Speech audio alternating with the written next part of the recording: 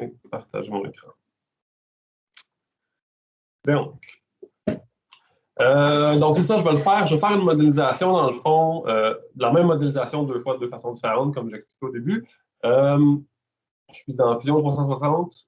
N'hésitez pas, si vous avez des questions, à m'interrompre. Aussi, là, vous pouvez soit écrire dans le chat, soit activer votre micro puis m'arrêter. Ça va me faire plaisir de répondre. Puis si vous avez des questions d'ordre plus général par rapport, mettons, au sommatif ou aux autres tutoriels, ben, ça, on ira peut-être là, à la fin, à ce moment-là, là, les questions-là. Mais par rapport à la modélisation que je vais faire là, vous pouvez m'arrêter là, quand vous voulez. Donc, pour commencer dans Fusion 360, la première chose à faire, c'est toujours de se créer un nouveau composant. Okay? C'est vraiment une bonne pratique de. Fait que là, j'ai un nouveau fichier, j'ai créé un nouveau fichier. Puis, ici, en haut à gauche, est-ce que vous voyez le menu où c'est écrit Unsaved? Le petit menu Document Settings, Name Views, Origin, vous voyez tout ça, ouais. Okay. Donc, ce que c'est ici, ça, c'est dans le fond, c'est le groupe, c'est l'objet que je vais modéliser. Je peux créer à l'intérieur de ça un nouveau composant que je vais appeler, par exemple, poignée. Donc, à chaque fois qu'on fait une fonction, il y a un petit panneau qui apparaît là, ici à droite. Donc, ici, je peux l'appeler poignée.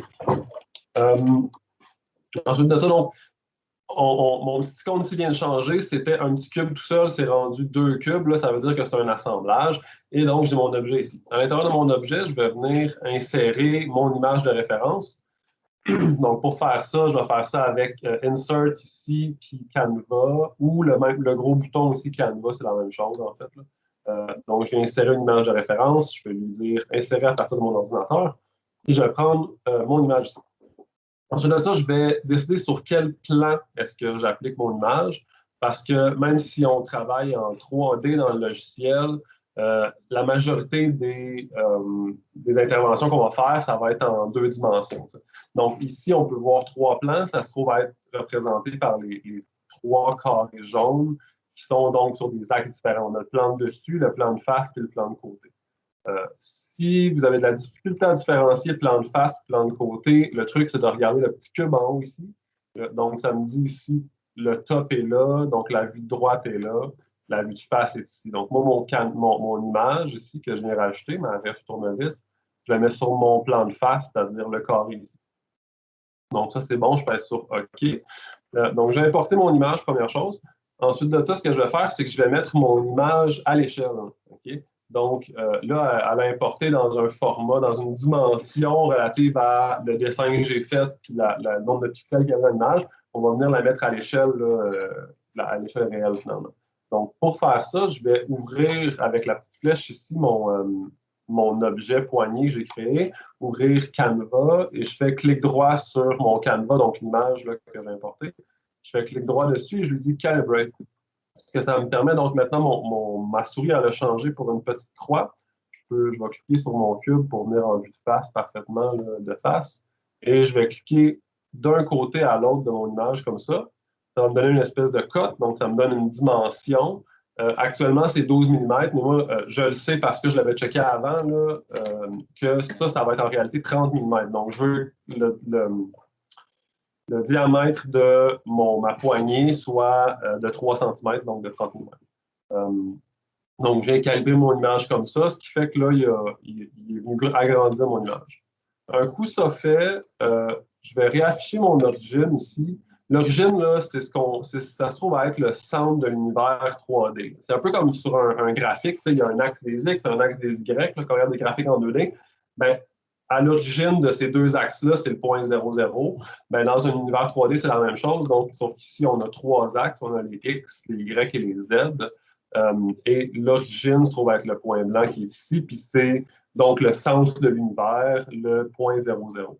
Donc, ce que je vais vouloir faire, je vais vouloir mettre ce canevas-là, cette image-là que j'ai importée, à une place logique par rapport à mon origine. Donc, comme je sais à peu près où je m'en vais, moi, je sais que pour cette modélisation-là, je vais vouloir mettre.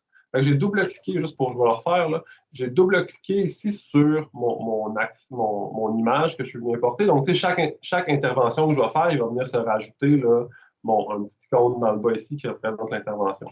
Donc, la première, c'était le Canva. Si je double-clique dessus, ça me permet de la modifier.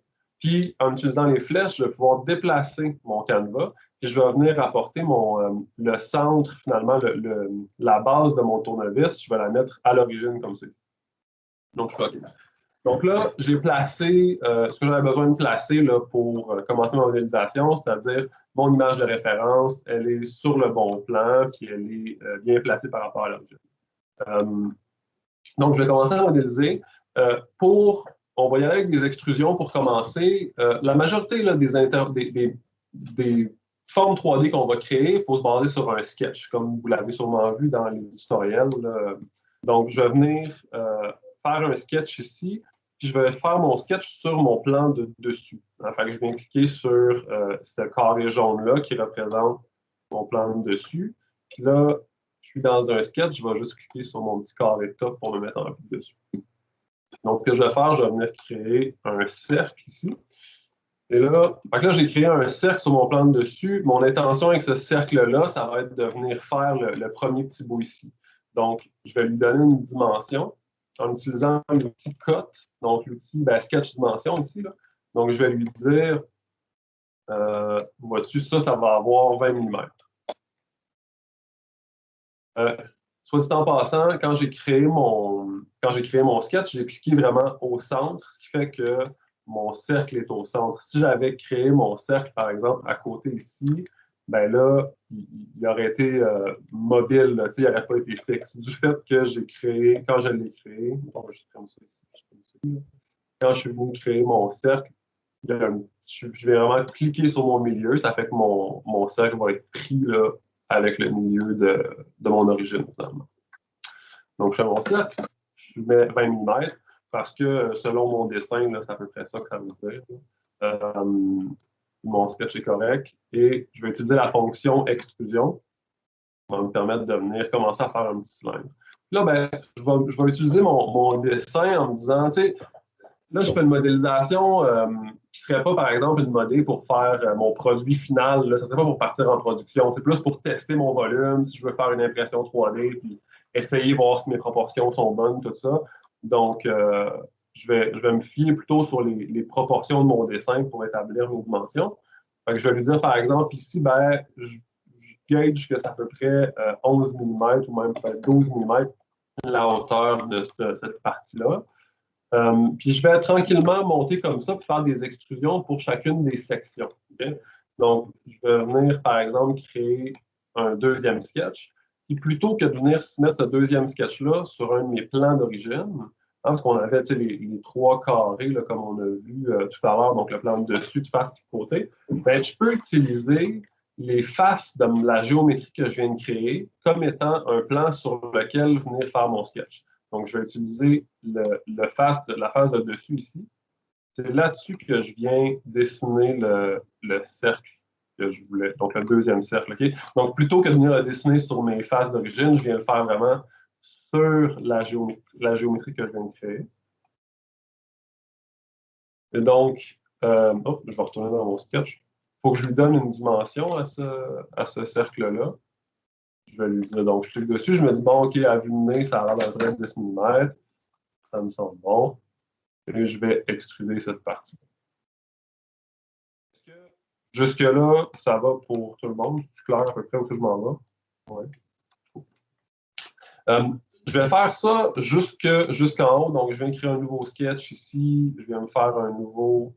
Puis, je vais venir finalement sketcher tranquillement ma forme.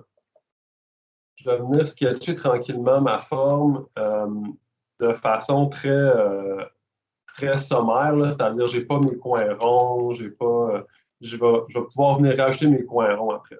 Donc là, ici, bon, je vois que c'est 30, c'est ce que je me suis dit tantôt ici, là, ça allait être 30 quand je suis venu calibrer mon sketch. Là. Donc, si je prends la fonction extrusion, je viens extruder toute cette partie-là que je monte jusqu'en haut. Je vais lui dire 70. Même chose ici. Je vais me créer un autre, donc je vais créer un autre cercle là-dessus.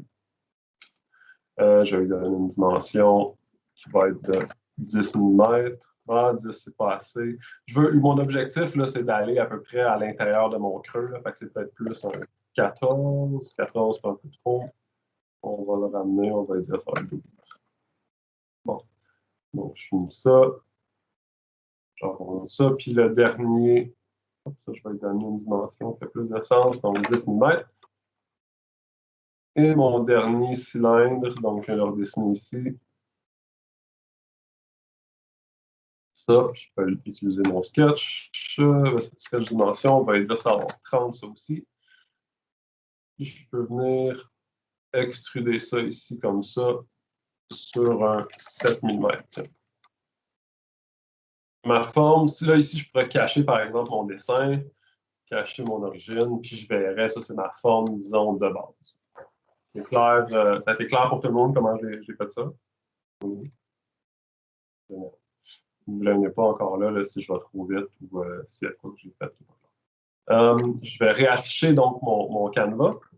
Là, comme je disais, c'est très, très carré, là, toute cette histoire. Donc, on va venir arrondir les coins avec l'outil filet ici. Okay?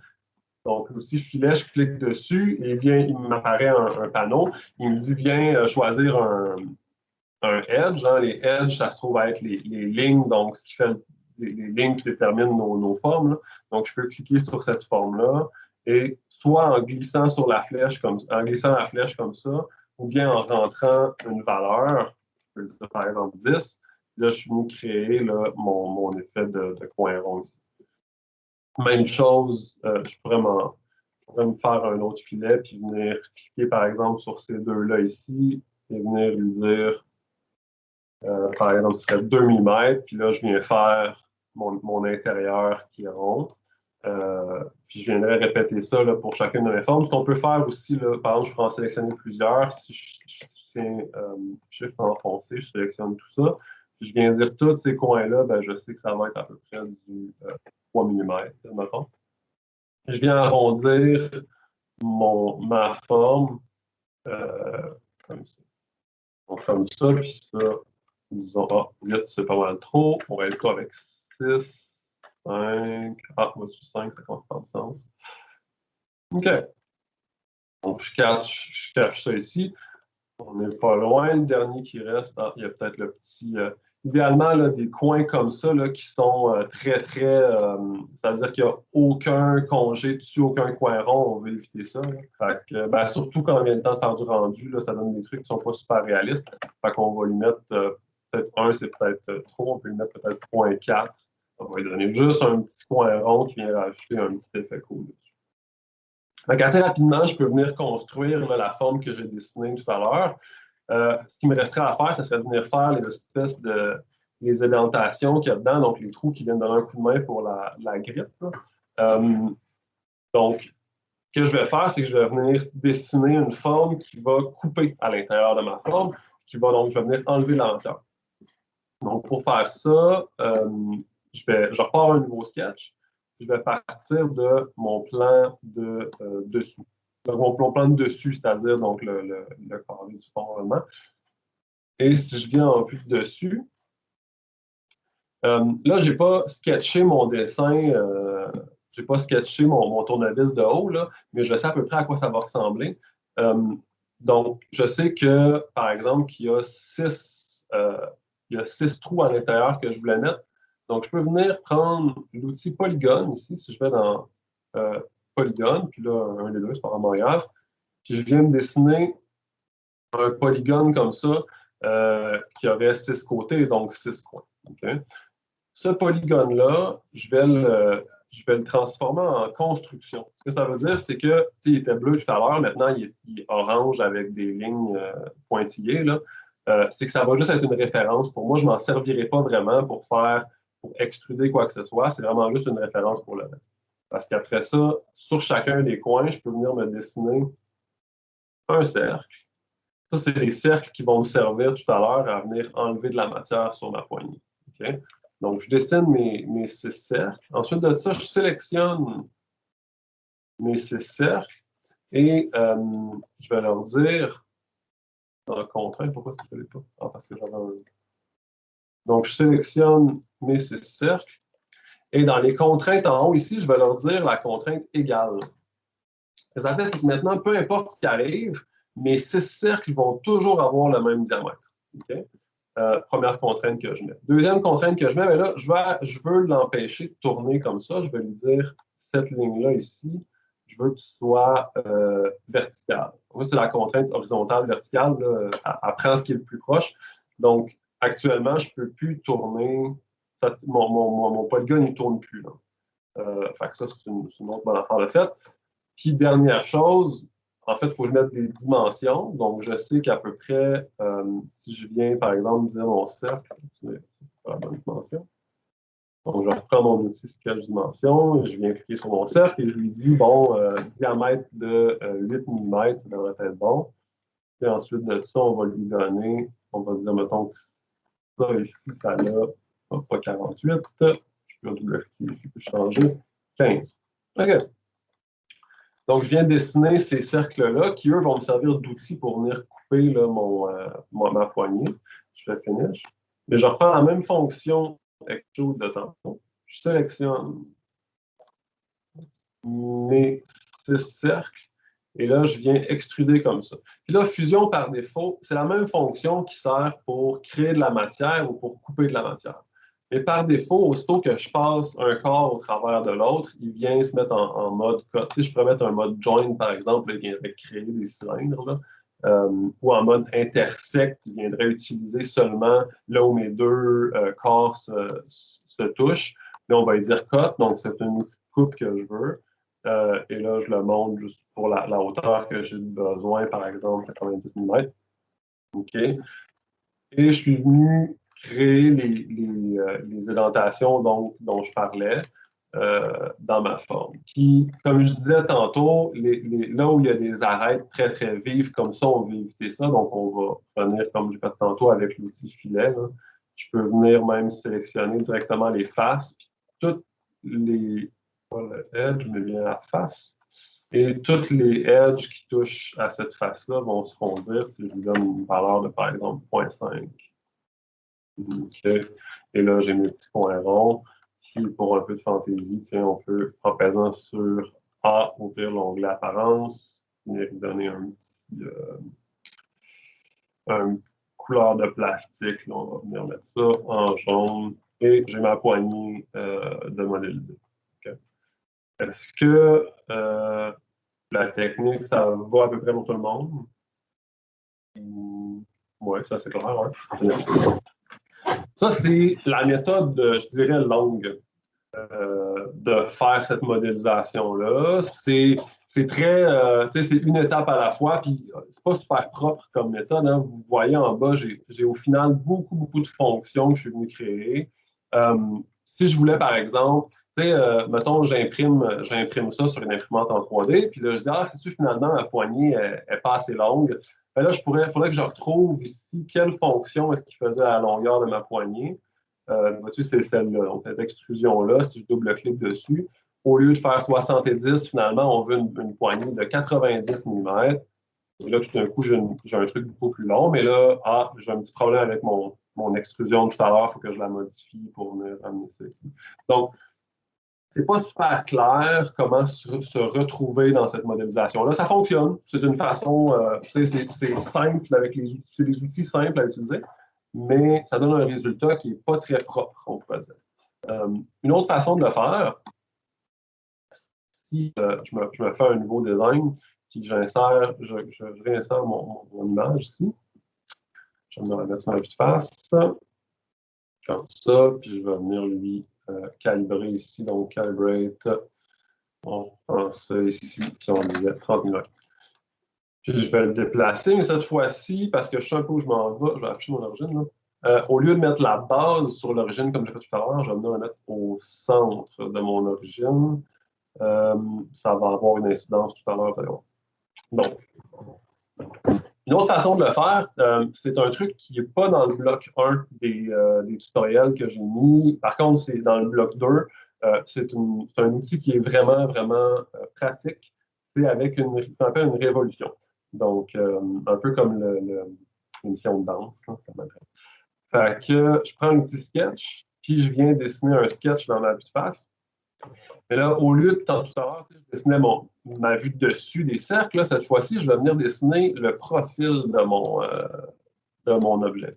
Donc, je viens sur la vue de face, puis je viens dessiner donc une ligne ici qui va être ma ligne de centre. Puis, je vais venir le dessiner là, comme ça, plutôt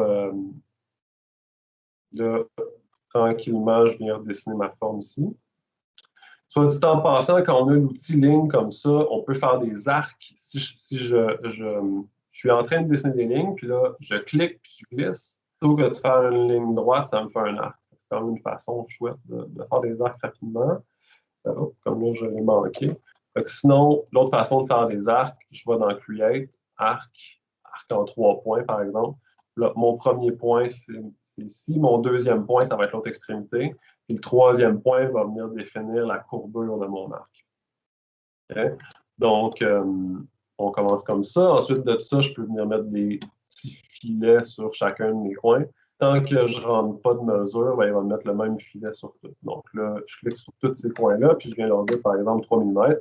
Et actuellement, ils ont tous la même valeur de coin, là, parce que j'ai mis seulement une valeur. Fait que si je le changeais pour 2, ben là, tous mes coins changent pour 2. Je vais vous à 3. Et là, actuellement, mon sketch est en bleu. Que ça veut dire, c'est que donc, je peux cliquer puis glisser pour n'importe quelle section de mon dessin. Donc, c'est pas. Idéalement, on veut des sketchs qui sont fully constrained, qui disent là, comme 100% contraints. Donc, on veut que le sketch devienne noir quand il est 100% contraint. Qu'est-ce que ça veut dire? Ça veut dire que je ne peux plus cliquer puis glisser parce que j'ai des codes qui déterminent chacune de mes. Qui déterminent toutes mes relations entre mes lignes, toutes les dimensions de mon objet. Donc, comment est-ce qu'on fait ça? On vient prendre l'outil Sketch, puis là, on disait, ben, comme tout à l'heure, hein, donc je sais que ça, c'est 15. Là, je disais 30 tantôt, là, ça, c'est 15. Ensuite de ça, je sais qu'il faut que ma ligne ici, donc j'utilise mes contraintes géométriques en haut ici. Donc, ma ligne doit être coïncidente avec mon origine. Hein. La ligne doit passer absolument par mon origine. Déjà, juste en ayant mis ces deux choses-là, je ne peux plus glisser et déplacer la largeur de mon tournevis. Si jamais je vais l'élargir, il faudrait que je vienne changer ma mesure qui est ici, donc de mettre 20 par exemple au lieu de mettre 15.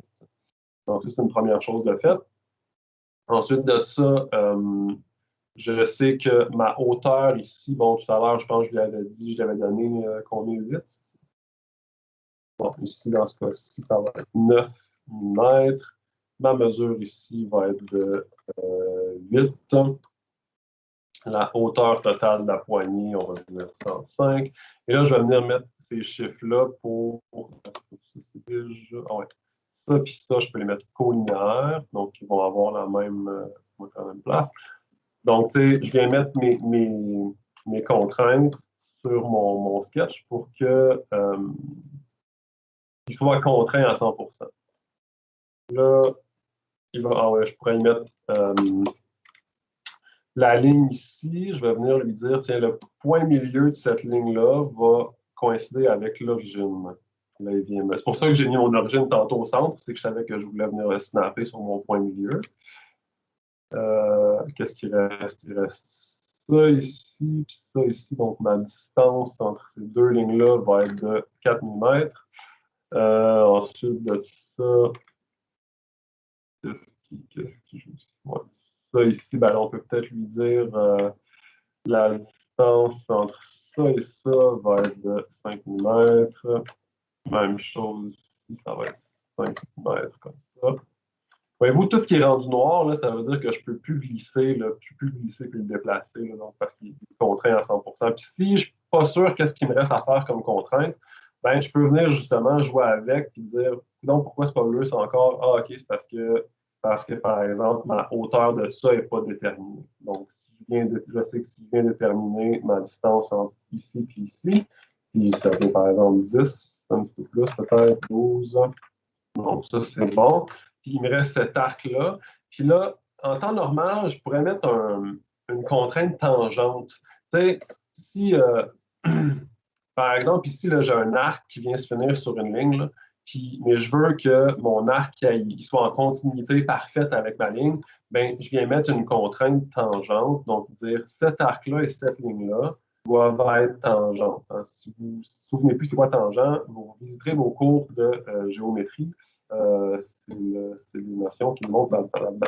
Donc ici, je n'ai pas de ligne pour venir les mettre tangent. Par contre, je peux venir créer une ligne qui va être donc horizontale, qui, comme j'ai fait tout à l'heure, ça va être seulement une ligne de construction. Hein, donc, je clique dessus. Donc, c'est vraiment juste une référence, cette ligne-là, qui va m'aider et qui va me dire mon arc de cercle puis ma ligne sont tangents. Donc là, puis même chose, je préfère la même chose ici, donc venir me mettre une ligne qui descend. Cette ligne-là, c'est une ligne de construction. Et je peux dire la ligne et l'arc sont tangents. Puis là, il load. Moi, je me le fais comme ça.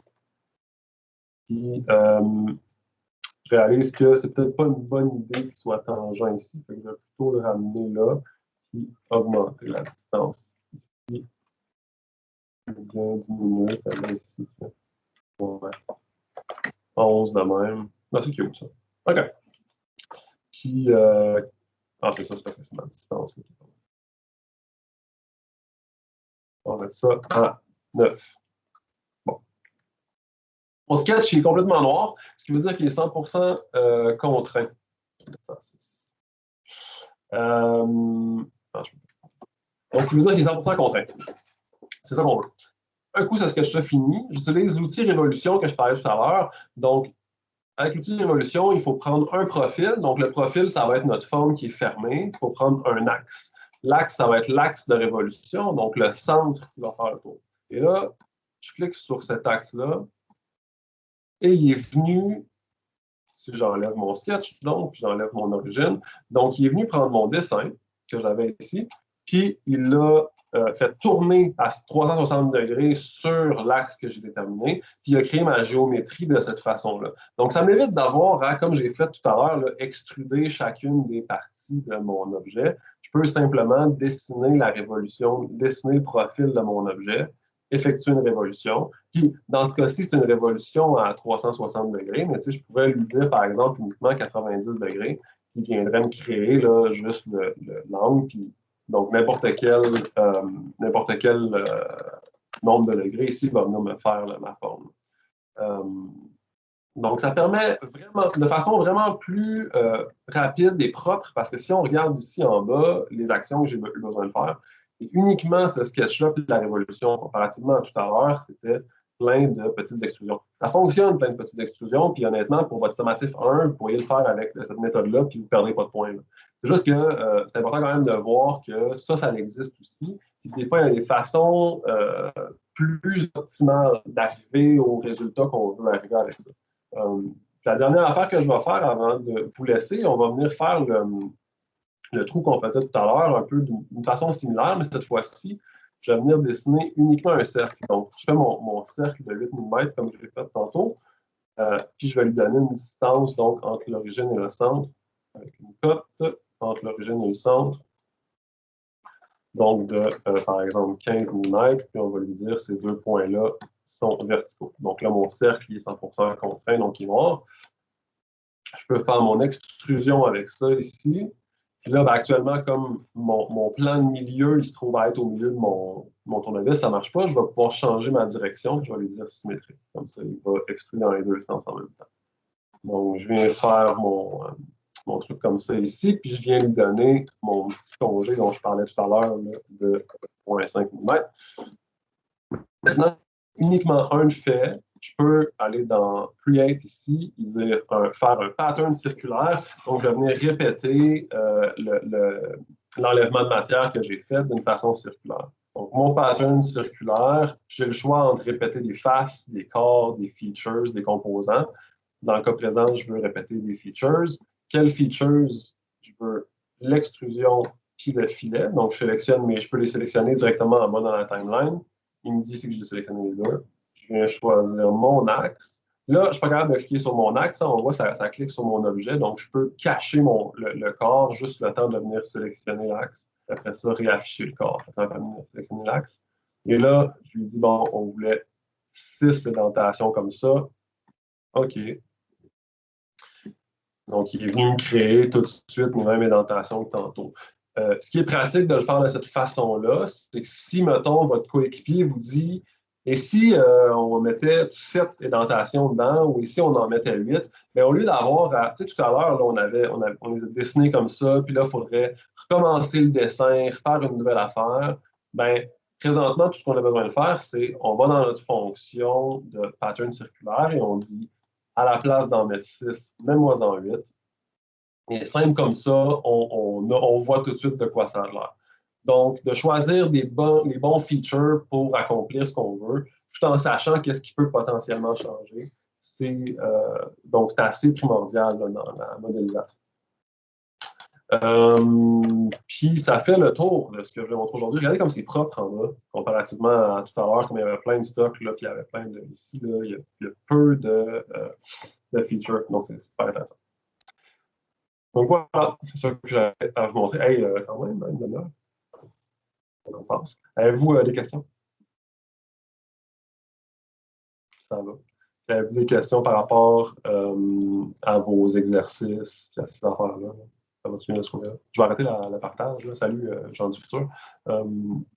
Arrêtez la recording.